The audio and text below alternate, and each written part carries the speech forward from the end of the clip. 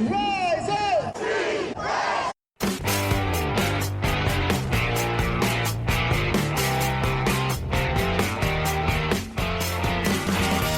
This is the Rise Up See Red podcast, all about the Arizona Cardinals and the NFL, featuring insider and outsider perspectives. Enjoy the best hour of Cardinals talk on the web. Now here are your hosts, Jess Root and Seth Cox.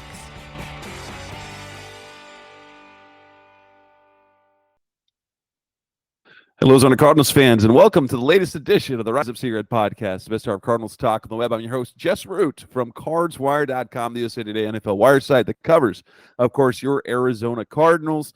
And this is our first week one show, episode 583. We haven't gotten any shows from Howard this week, but right now this is our normal beginning of the week show. Seth Cox from RevengeOfTheBirds.com, SB Nation's Arizona Cardinals site, is with me now. Seth, we're finally here. Real football. There's a real depth chart. There's practices, and we get NFL football starting Thursday night with the Ravens and Chiefs. Man, yeah, and it's going to be a good game. One, I'm assuming that the Ravens win because the Chiefs always act like they don't need to turn it on until the playoffs, and then they just win another Super Bowl, right? Like, that seems pretty much par for the course, right? And it seems to work just fine.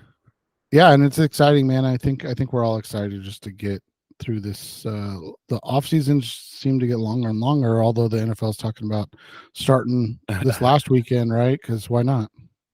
Yeah, I do. I have really liked having the weekend off ahead. Well, here's the one thing I like. Cut down day, no longer Saturday. That was miserable. 2, final preseason game, always coinciding with ASU's first game because I have ASU season tickets. This change has been wonderful to my life. All the times I'm waiting on a Saturday afternoon forever for cut list to come out. I like the end of business on Tuesdays. So much better. Yeah, exactly. But it's Buffalo week. Week one, the Cardinals had their bonus practice on Monday. We're recording on a Tuesday night. They're going to have their regular week of practices, head out to Orchard Park, and then play the Bills this week. But this is not. So we're going to be back to our regular show schedule where we do 2 shows a week. Normally, this would be talking about the previous game. We don't have much to talk about. We got a couple of things we can talk about, and then we'll do our picks, predictions, and props bet show later this week, and I'm sure Howard will have stuff, and I will try and get a preview pod with Nick Woughton from Bills Wire and kind of see where it goes from there. So that way you've got content. That way then you guys who are listening will have all the content in the world that you want, whether it's short from Howard, whether it's the longer form that we've got. But what we do have, Seth, and we have captains, and Jonathan Gannett last year went about it a different way. He selected captains. He selected 6 captains. This year's the players voted, and it was only 4. Kyler Murray, James Conner, Kaiser White, Budda Baker. What did you make of the change in the captain philosophy? Because at least as far as I can remember, at least ever since I started covering the team, captains were always a player-voted honor. Yeah, and but it just switches depending on who the coach is and how they want things done. I know I've heard of it both ways, but yeah, I think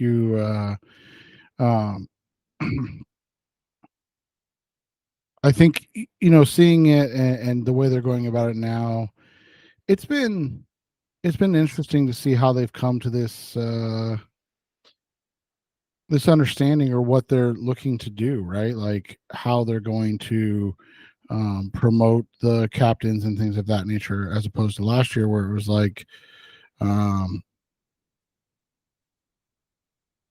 Gannon's hand selected them.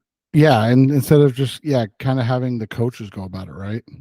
And I'd never heard that because Arians was really traditional. The players voted, and I think still Wilkes and Kingsbury were the same way. But it was kind of interesting and a very interesting, especially as year 2 as he transitioned to player voting. That I think that was a really deliberate choice last year to, one, have the conversation with the players that he's selecting as captains about, hey, this is my goal, to kind of put together, intentionally, something we've used to talk about Gannon and his coaching style since he was hired. Everything is purposeful and intentional. There is a purpose with everything that he's doing. There's a vision. There's a reason for all of it. And by like him selecting is kind of setting the culture himself. But now that he feels that he has it, he lets the players do it. Oddly enough, guess who gets voted? A bunch of guys that they selected last year.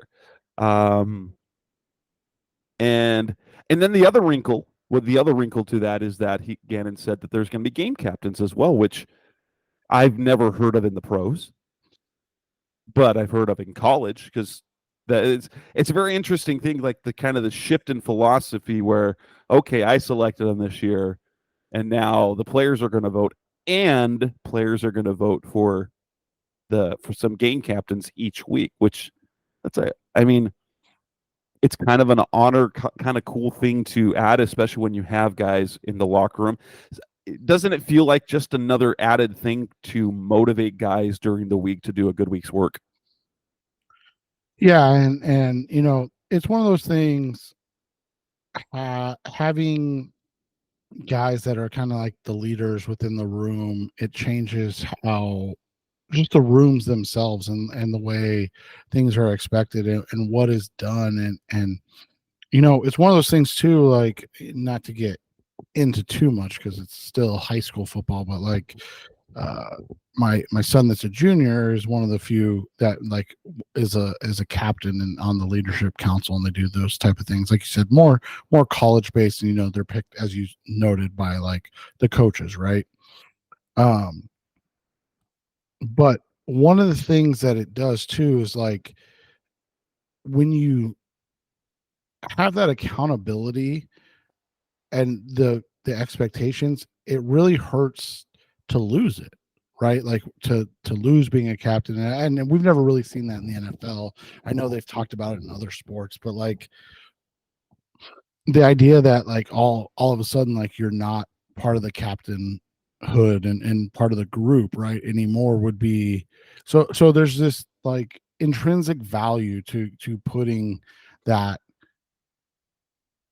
into play and letting these guys really work on it and work on becoming complete players and men, because that's something that we talk about all the time too, is like, we've talked about it with Kyler for a couple of years. Like, everybody was like, oh, he needs to do X, Y, and Z. And it's like, I mean, there's a reason that 23, 24-year-olds in other things aren't ready to be leaders and things like that.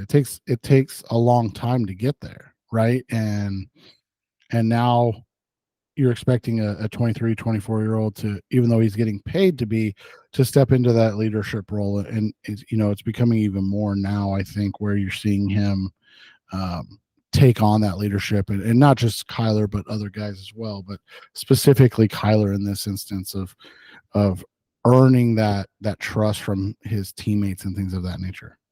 And in fairness, Kyler's been a captain for years. But I have a feeling that last year, despite being hurt when he was selected a captain, that was a conversation that Gannon had with him, that he had a specific conversation with him many times about, and he said that there were things that he told Kyler that he wanted Kyler to do. And I bet one of those was to be more inclusive of all players within the locker room. He went from being just a quiet performer, to a guy that had a group of his guys.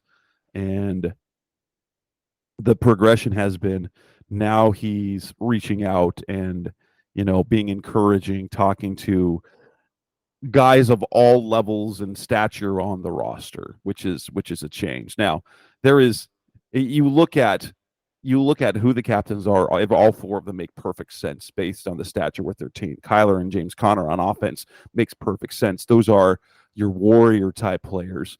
If you look at the wide receiver room, nobody's there yet. Offensive line, DJ Humphries is gone, but Paris Johnson really wanted it. He did. He wanted to. He so badly wants to be DJ, honestly. He wants to be what DJ was. He wants to be the leader in the locker room. there was Yelda Frohl joked about it in the offseason, how it's kind of annoying how he's trying to be like a veteran leader in there, because that's something that he aspires to be. He wants to be not just a great player, he wants to be for the team that DJ was. I think he looked up immensely to DJ. And you look at them, the defensive side of the ball, Kaiser Wright makes a perfect sense because he was that guy last year. Buddha makes perfect sense as well. And Kaiser even mentioned Justin Jones as a guy that he personally voted for. That would have been cool to see. But yeah, like the guys they have, and yes, they do have other leaders in the locker room. They do have other guys that lead by example. Justin Jones, Bilal Nichols, they both qualify as that. Zaven qualifies at this point. Jalen Thompson does to a lesser extent than to Buddha.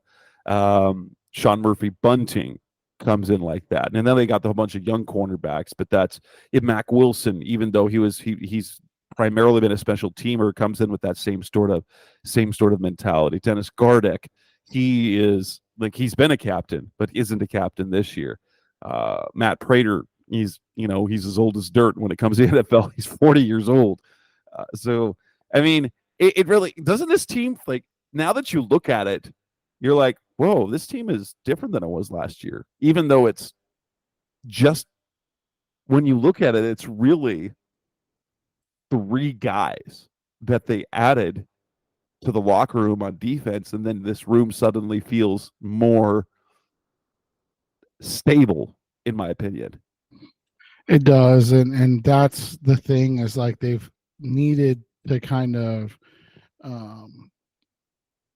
they've needed that infusion of youth to go along with the sage veterans, right? And it's just been something that's lacking. And unfortunately, there's been a lot of guys that aren't bad guys, but are more, that were more me type of players.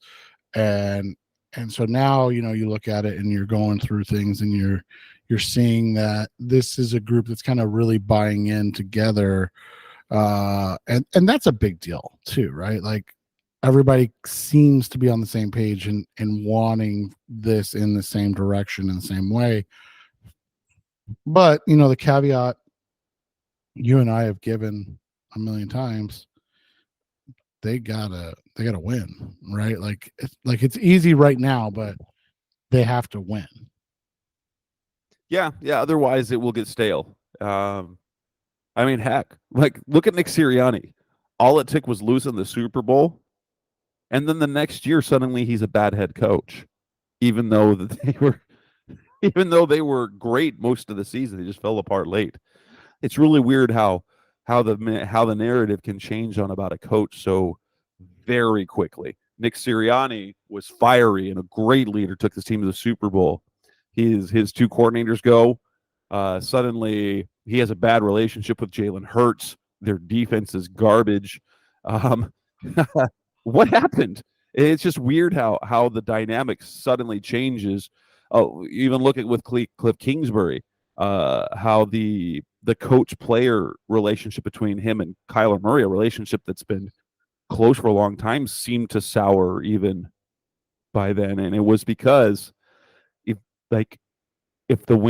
progress doesn't happen, it's really hard, which in some ways it's a testament to the type of leaders like a Kyle Shanahan is, or Mike Tomlin in Pittsburgh, to like they've just been above 500. They're always above 500, but haven't been a great team in some time.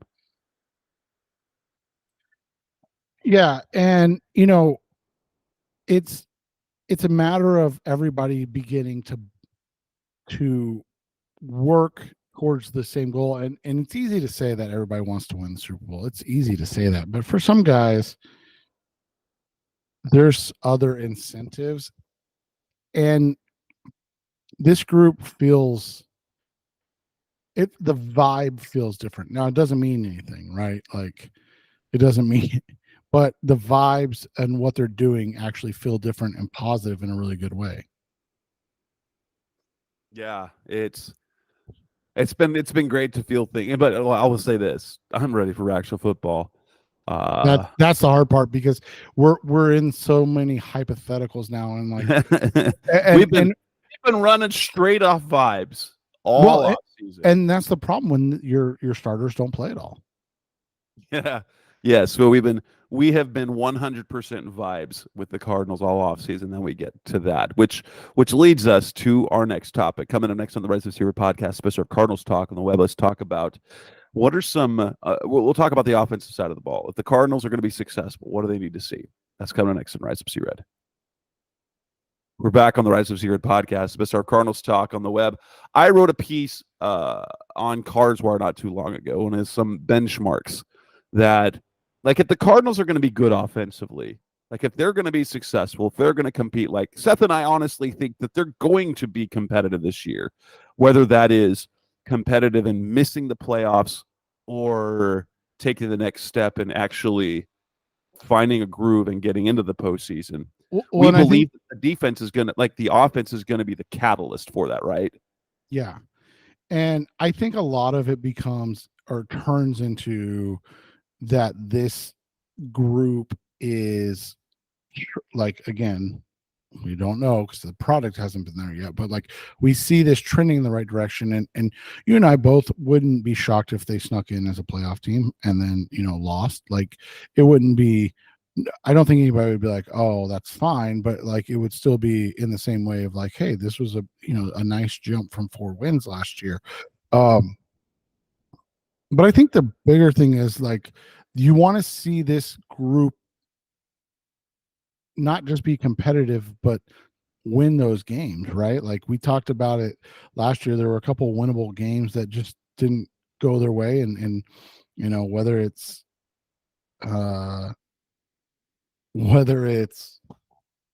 Matt Prater through the end of the season or whatever you want to conspiracy theory you want to believe, that needs to flip this year. And I'm not saying they have to, all their one score loss games need to turn into 1 score win. Like, no. What I'm talking, because 1 score wins and losses, we've talked about that. It's a coin flip, and typically it evens out over the course of a coach's career. Only the greats are the ones that kind of have that winning percentage above 500 in 1 score games, and that's what makes them truly special. But what we do want to see is that, they're able to pull out some of those games this year, right? Like not just blowouts of Dallas and Philly where they just were the better team that day, but instead like competitive games like the Seattle game at the end of the year that they win. Competitive games where they're not the better team, but they find a way to win. All of those things are kind of the growth we're looking for this year, over just a flat out like, oh, they went 8-9, so it's an improvement, or they won 10 games and stuck into the playoffs. But we look at it and we go, well, there was some luck involved, and they caught teams at the right time here and there. Like, they look at the Giants in Brian Dable's first season, right? Exactly, and then they get run off the field. So it's one of those things. So yeah, but offensively, I looked at a few marks, and I want you to kind of tell me what you think or on what your marks are. And I think, aside from the team stuff, they do need certain individual players to do certain things. And I take a look at Kyler Murray. And I think he needs it for 2 reasons. I think he needs it to finally get looked at as a big-time quarterback. He needs more than wins. He needs to win, 1, because the Cardinals have 1, but 2, he also needs to put up numbers. He's a guy that has, when you talk about big-time quarterbacks, big-name quarterbacks, 2 things that he has yet to reach. He has yet to reach 4,000 yards passing in the season. He has not reached 30 touchdown passes in the season. And I put it this way. If the Cardinals are going to succeed, Kyler needs to hit a couple of important benchmarks. He needs to hit at least 4,000 yards passing, because that means averaging about 230 passing yards per game over a 17-game season. One, that means he's healthy, and two, it means that the passing game is productive. And 4,000 yards is not a major benchmark for passers anymore. No, but I also think it would play to one of the other things that you might get into, maybe not, but that would mean he's probably healthy for the first time for a full season, right? That's important because he came just shy of 4,000 yards. I think it was in 2020. He was like 29 yards short, and had he not sprained his ankle in that game against the Rams, he probably would have had it. Well, and then combined, he did this once. It would be having combined 35 passing and rushing touchdowns at least. He did that in 2020, and hasn't done it since. And I think that's kind of a minimal benchmark, is to have 35 combined touchdowns. I still believe that he's capable of video game numbers, but the mentality might not be there. Like, he doesn't need to do that. I'd love to see combined 5,000 passing and rushing yards and 45 combined touchdowns. Like the Lamar Jackson, it's a combination of Patrick Mahomes, Lamar Jackson, and Josh Allen. But if he hits 4,000 passing yards and has 35 combined passing and rushing touchdowns, that's when you can finally put him statistically into a category with other, top 10 quarterbacks. Because right now, where he's at talent-wise, you say talent-wise, and Colt McCoy said it as well not too long ago, you will not find a more talented quarterback. But production-wise, over the last couple of years, he's very slightly above average. Well, and so the way I would look at it for me is like the growth this season needs to be a combined 4,500 yards from scrimmage and a combined, I would say, 35 touchdowns. And that's a minimum. And if he gets to those numbers, I think he's in play for, being one of the top quarterbacks in the NFL. And then obviously as he grow, or as those numbers go up, he goes from, because I think 4,535 total would put him probably right in that top 7 to 8 range, right? Yeah, which is that's a good number, because my thinking is 4,000 passing, he still has 500 yards on the ground. But I also think that 4,000 mark is also important for the passing yards, because say, oh, he's got 3,900 passing yards, 25 touchdowns. That's Jared Goff, and we're not talking Jared Goff of last year's Detroit Lions. We're talking Jared Goff when he was, on his way out of LA. Right. And so for guys like us that believe in the talent of Kyler Murray, the national narrative is he's super exciting, but is he really a quarterback? He needs to hit that 4,000 yard mark, but that would go into, that's going with saying he's probably hitting in 500 yards on the ground. So yeah, your 4,500 total yards and 35 combined touchdowns is a perfectly reasonable thing.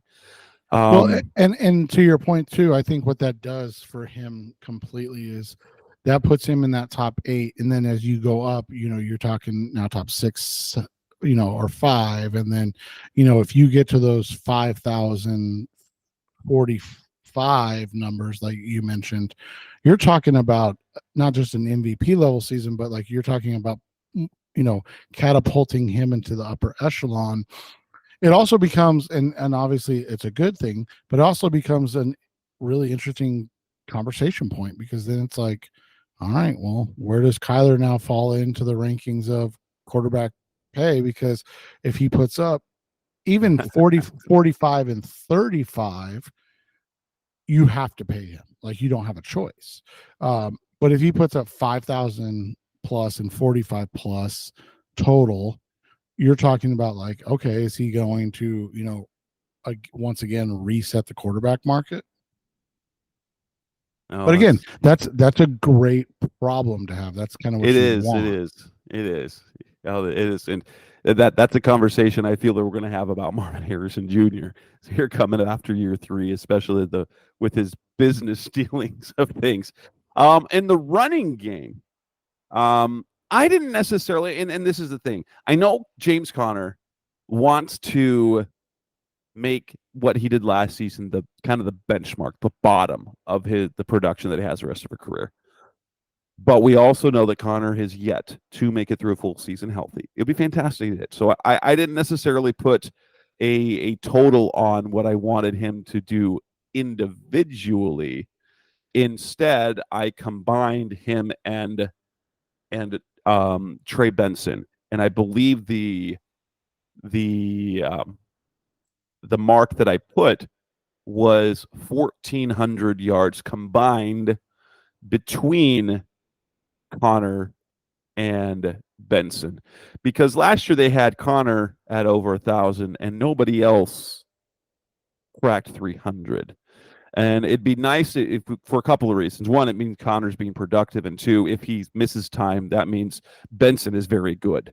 And so if you got Connor going for 1,100 because he's healthy all year, and Benson gets 300, well, that's just by nature of not getting as many touches. But it would be good for a number of reasons. It would show that the run game is strong without Murray. Like, if we want to go crazy, like as a team, I think this team would want to hit the 2,000-yard mark on the ground, right? Because you've got Connor, you've got the running backs, and then you've got Kyler. So hitting 2,000 rushing yards as a team would vibe with kind of what we expect. But I put the running back room, and I said 1,400 yards combined between Connor and Trey Benson, because if this offense is going to be successful, it's also going to be successful on the basis that they still have a strong run game. Right, and that's the goal overall, is that they're a complete offense for the first time in a long time. I know at the end of last year we kind of saw it, but I think we excuse me, I think we want to see even more from them and see them like really become and compete as a full time, like big time offense on both, running and throwing the football consistently. The next guy for me, Marvin Harrison. It's kind of wild, some of the expectations that are being put on him.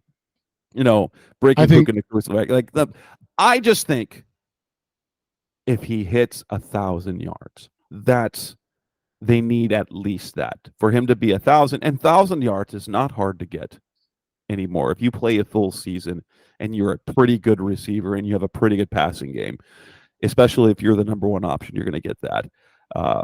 What is that? Comes out to like 57 yards a game on average. 1,100, 1,200 would be fantastic, but at least bare minimum, Marv's got to get 1,000. Yeah, and you think that would be the expectation for him, and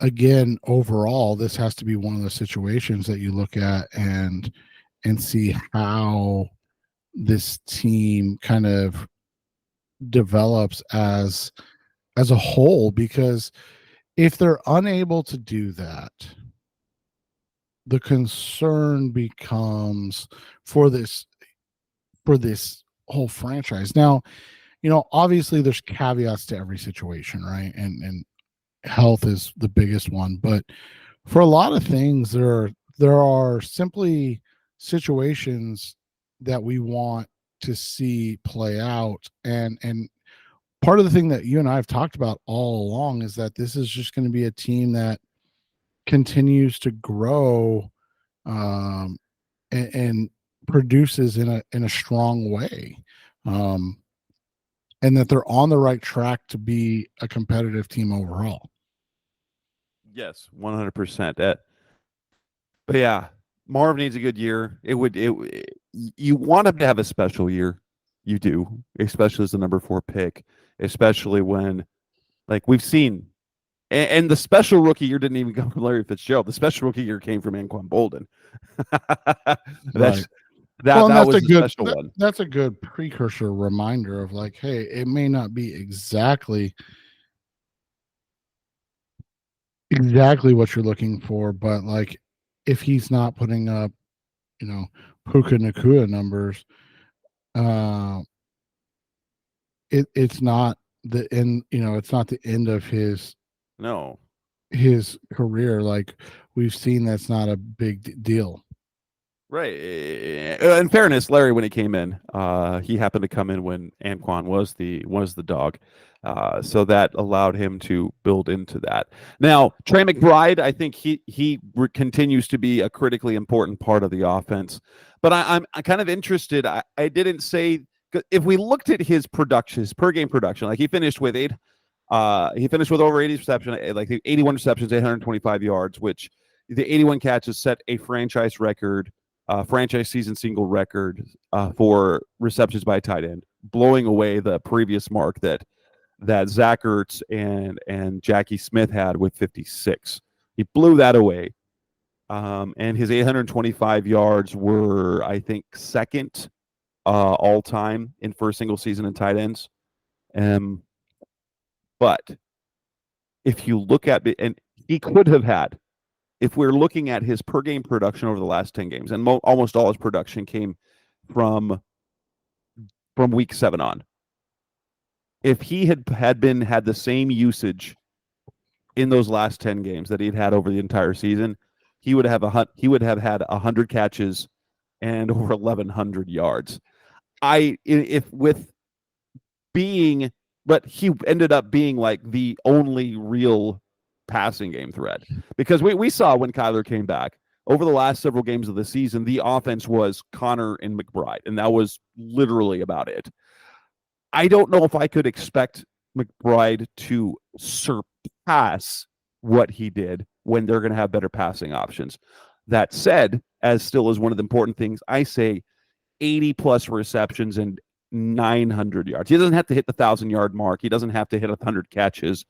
But especially if you got a productive Marvin Harrison, you still have big production, but not necessarily like Mark Andrews, Travis Kelce, young Zach Ertz production, but still top young tight end type thing. 800 plus, 80 plus receptions, 900 plus yards, 7 to 12 touchdowns. That sort of production put Sam Laporta in the Pro Bowl last year. And that would be ideal for the Cardinals to have. I don't know, would we call him a star at that point? Like what would be but yeah, that to have a guy that has earned that. Do you think that if you're looking at the other receivers, if we're looking at Michael Wilson and Greg Dortch, those two in particular, how much production do you think they need to have for this offense to be working the way it should? Because you already have,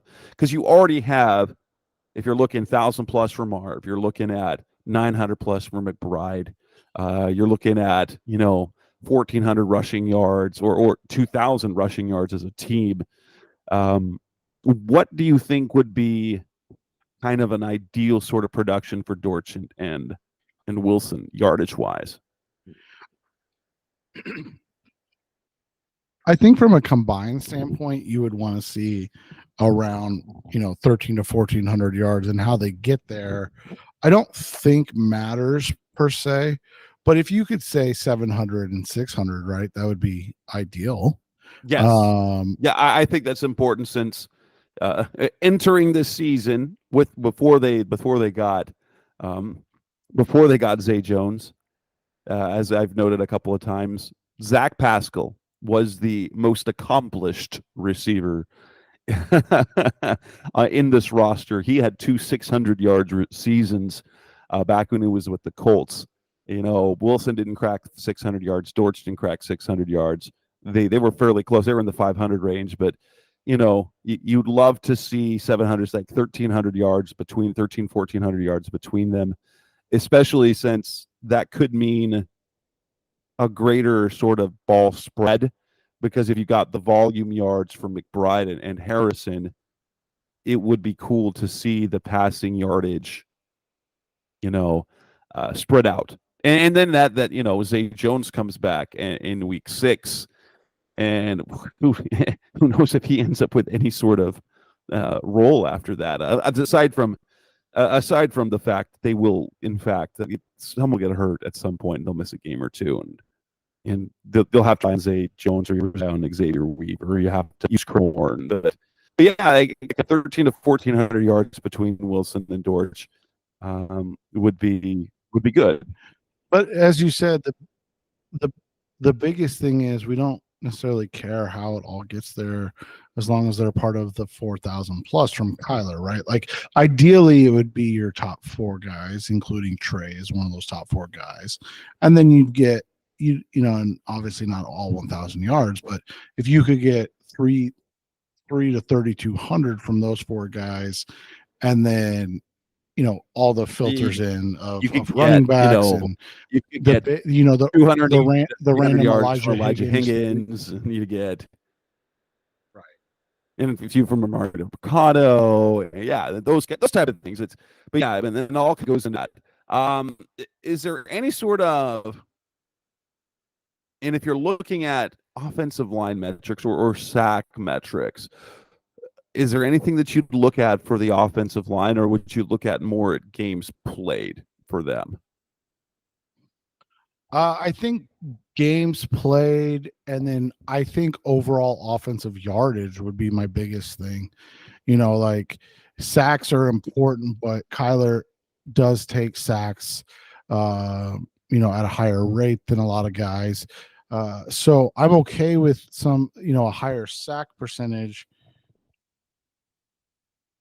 but I want to see those, I want to see the combined numbers be at a very high level where you're talking around, it's hard to say completely, but like what would be the ideal kind of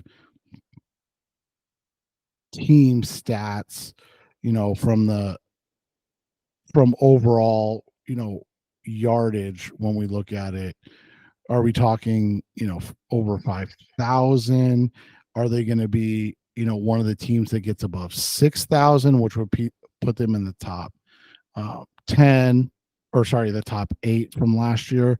I think that's more where you want to see, like, they were a borderline, top 10 offense overall last year with Kyler. So if the offensive line is healthy enough to make them a top 10 offense, which last year number 10 was 5,912 yards, that's kind of how I'm looking at it. Is like, can you get to 6,000 total yards from and I think what's actually a good metric as well is the number of starting lineups that they play. If they can keep that to like 5 or fewer, I think would be kind of a great thing. If you look at that, because that means they have a healthy offensive line and an efficient offensive line. So they're not running 4 different guys at left guard. You're not running 3 different guys at left tackle. You get consistency and basically continuity, which, as we talk about, is always very, very, very important. Coming next on the right. Yeah, it's just something we haven't seen, right? Yeah, and well, we look at the Rams when they won their Super Bowl. You know what was kind of the key? Their offensive line. I think they had the same starting lineup every game in the regular season, which was wild. That was wild. But yeah, move on. Coming up next on the Rise of Seaward podcast, Mr. Cardinals talk. Let's move and talk on the defensive side of the ball. What are some benchmarks and individual stats that we'd like to see from them? It's coming next on Rise of Sea Red.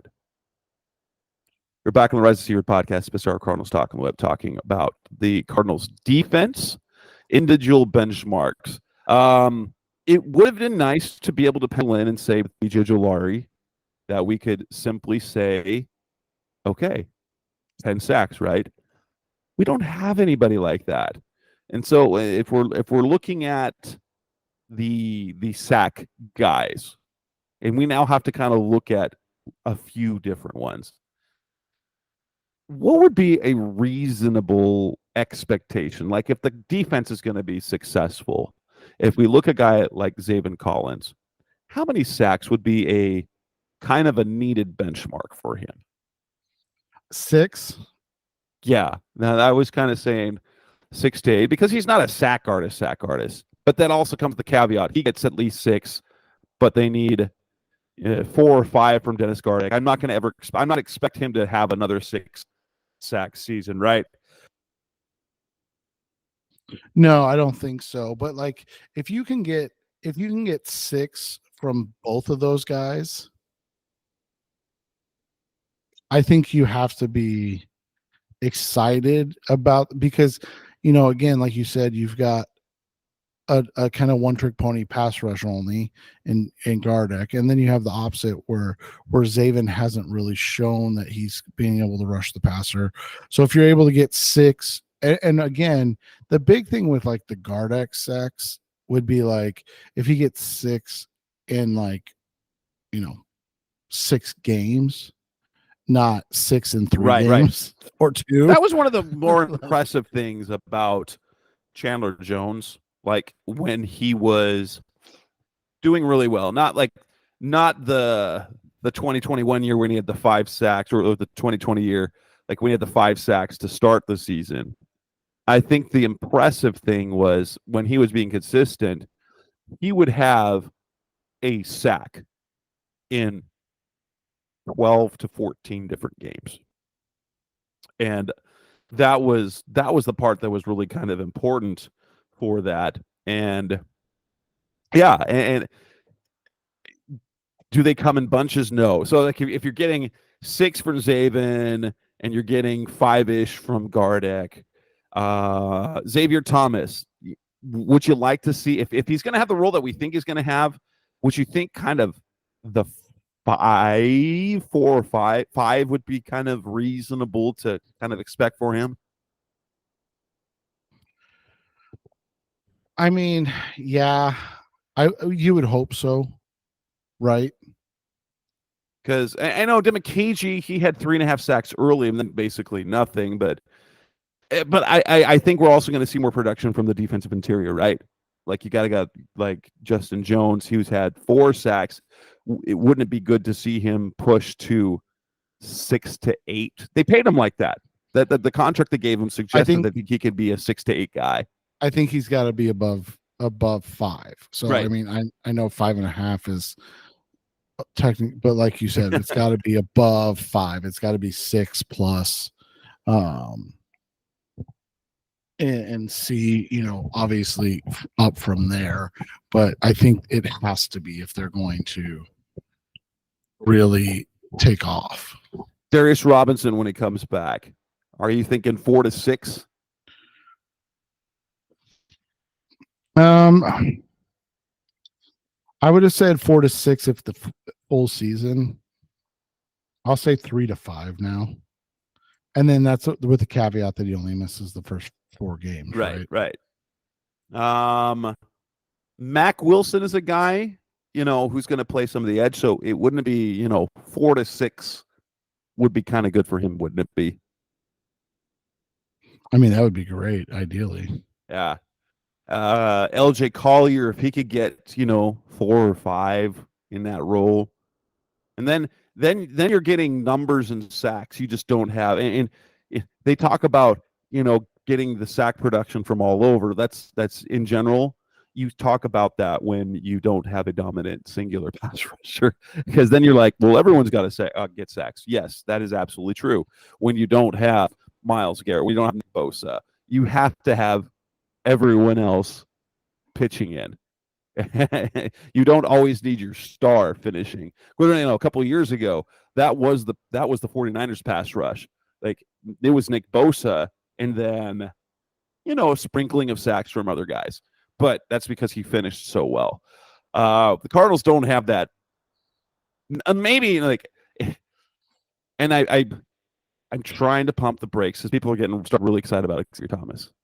I'm like, But he's a fifth-round pick. But he's a fifth-round pick. Fifth-round pick.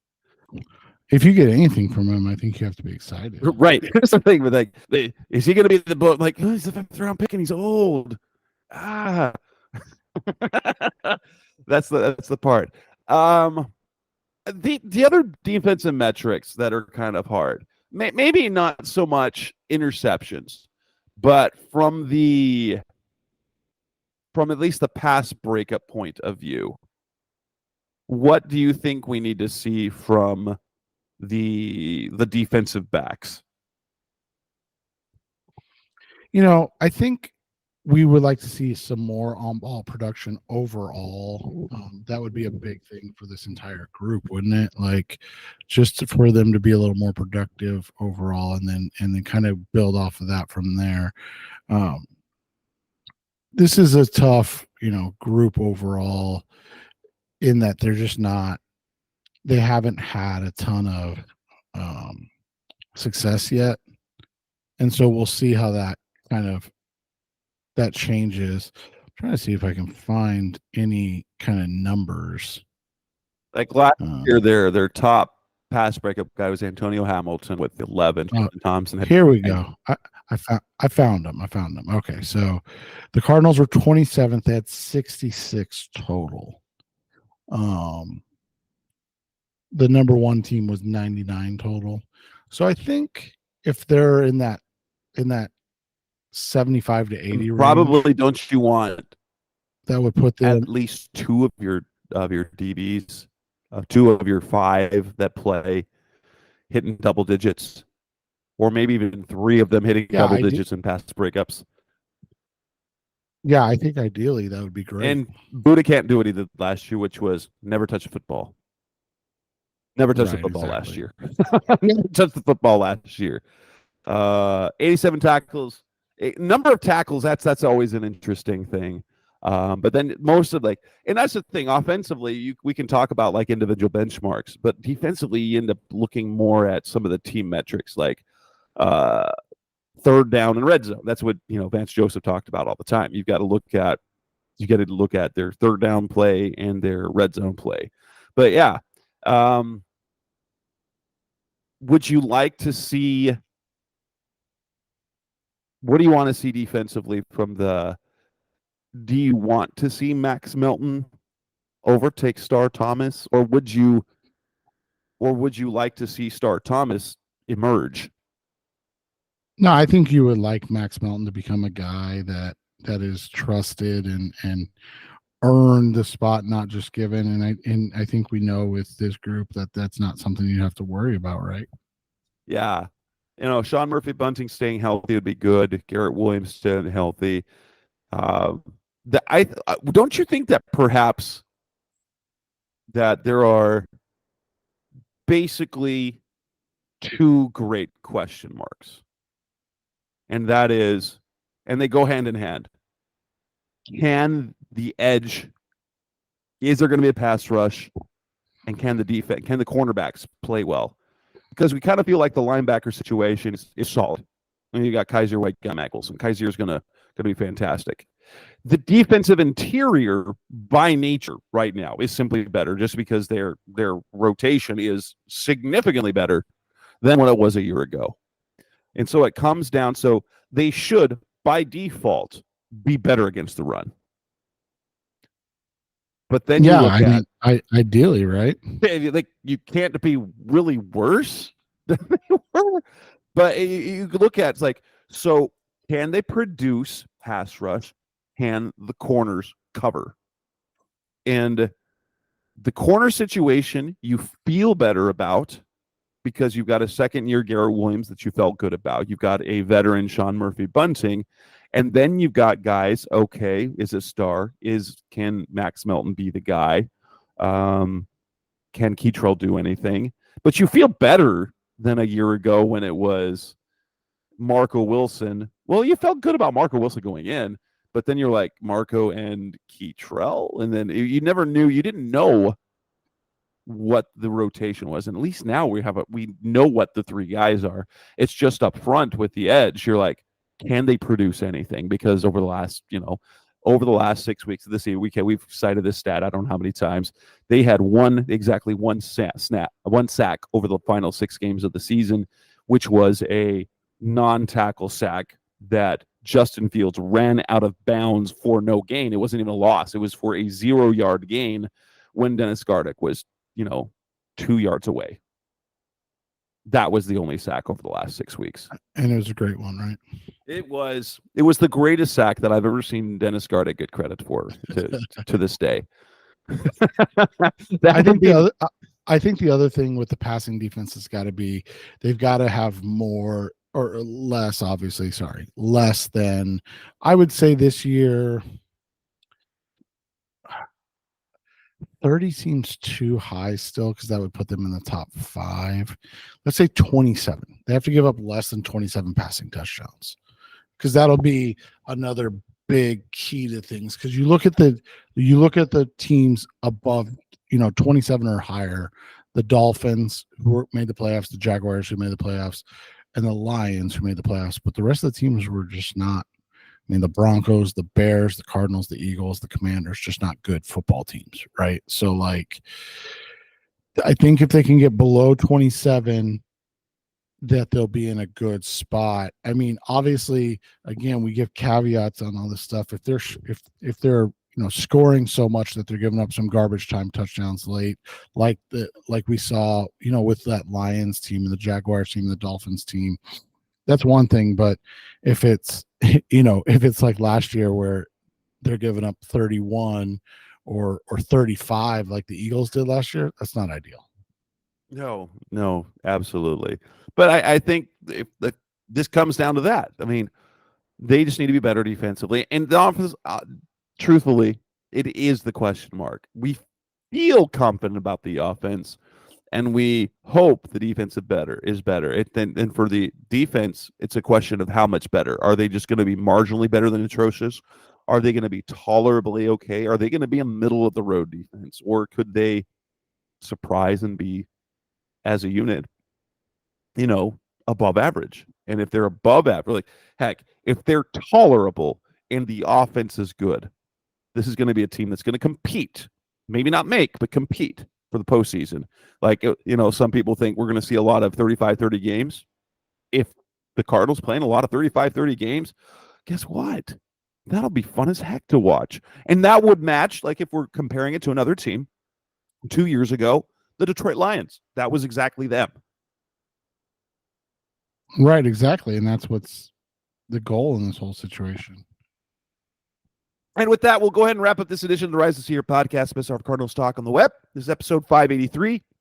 So then I'll be back later in the week where you will hear our preview picks and predictions, prop bets, and fun things like that. I hope to have an opponent show as well, and then we'll see what Howard offers as well. So plenty of content, probably between 3 and 5 shows total this week. But that's Seth Cox. I'm Jess Root. I'm about to cough, so I'm going to get off the air right now so you don't hear it. We'll be back again soon. Thanks for listening, as always. Thanks for listening to the latest edition of the Rise Up, See Red podcast. Listen to previous episodes and subscribe to the show on Apple Podcasts, Stitcher Radio, Audioboom, or many other podcast platforms so shows are delivered directly to your mobile device. Please give the show a 5-star rating and always support the sponsors who support the show. We'll be back soon for the best hour of Cardinals talk on the web. Rise up, Red Sea, be Red, See Red, and of course, Rise Up, See Red.